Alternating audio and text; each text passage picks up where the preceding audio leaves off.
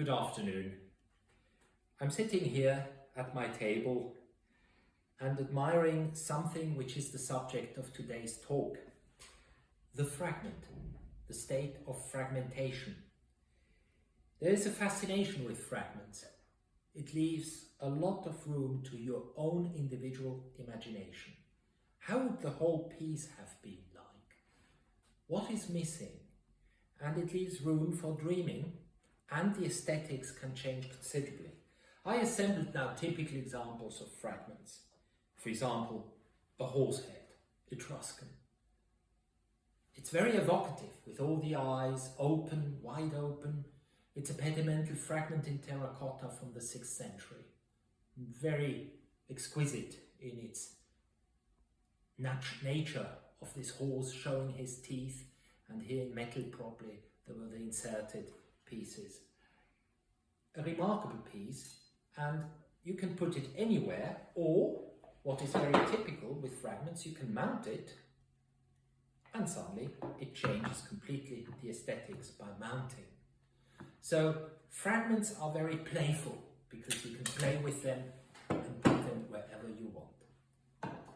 Some are totally enigmatic, like this Celtic little bronze, probably part of an armor decoration, very complicated and masterfully done in details.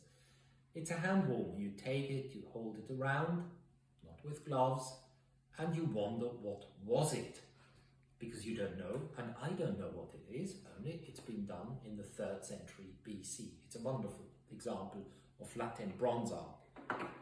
Sometimes it gets exciting. This is a woman. You would say, this is a splinter of a female Roman head, 1st century AD. So what? Well, Ulrike Hase, one of my archaeologists, found out this is actually the fragment of here of Agrippina. And it's crystal clear, the typology of the hair and so on. So here you have a fragment of the mother of Nero.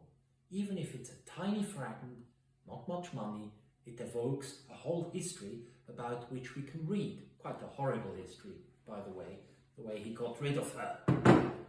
Other things like we get used to, like Cycladic heads, usually many Cycladic heads, idols have been broken, possibly ritually broken, and have survived as limbs, in this case a wonderful head, which comes from Koutoulakis, the collector and art dealer, in the 1960s. Beautiful piece, very coarse and very dense. But again, you hold it in the hand. A whole Cycladic idol is a different story, but here we can evoke the whole condensation of this art, abstraction, by holding and being with it, turning it around.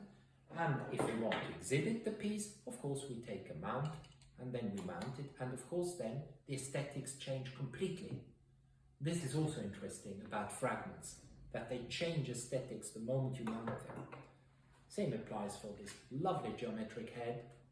Here we are about 720 BC, and it was the head of a needle of that size. It's quite massive, and the expression of that joy, cheerful man shouting, he has a pointed beard, is really fun. And you don't need to own a great masterpiece, it's just a jolly, lovely piece which you can hold and then you put back on a mount if you want to expose it in a showcase. Of course, I have presented this piece before. You think, what is this sort of bronze Roman engineering stuff? I explained already once in a blast, this is an extremely interesting fragment because it belongs to an enormous lamp, possibly one of the biggest bronze lamps surviving, with a diameter of about that size, with 12 probably, and here is a dolphin snout.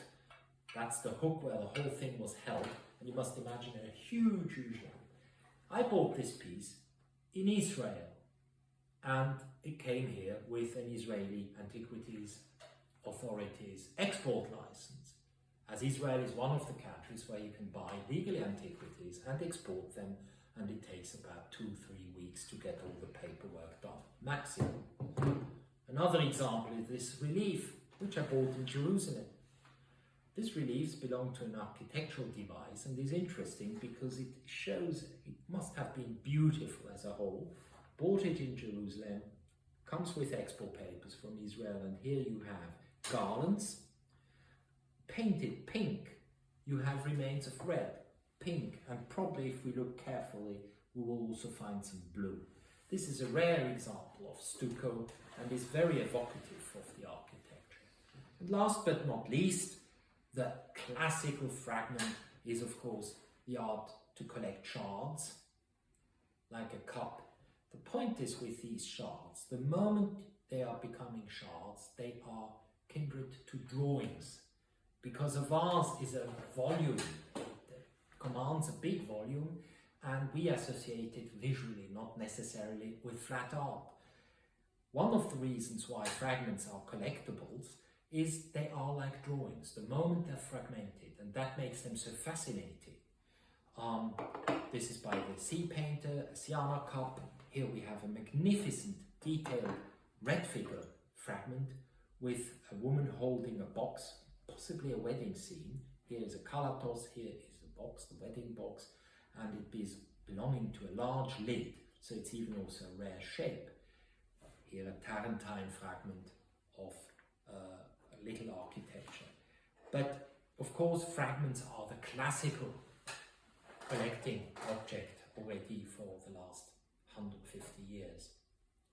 So I made you a small lecture through the art of fragments, and I must say personally I'm most fascinated by them because I can imagine what is missing, and this is very free and gives me space.